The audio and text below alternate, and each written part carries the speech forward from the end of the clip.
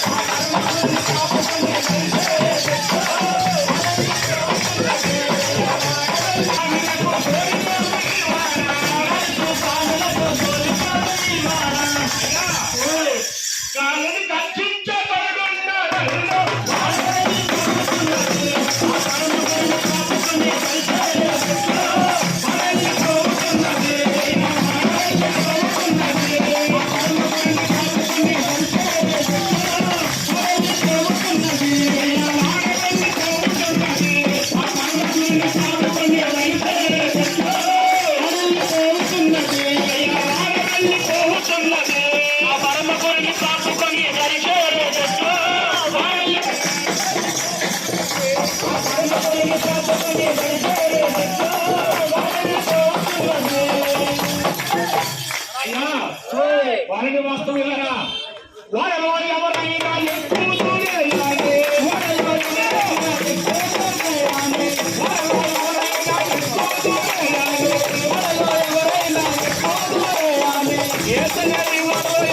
ఎక్కడనుకుంటే వాళ్ళలో ఎవరైనా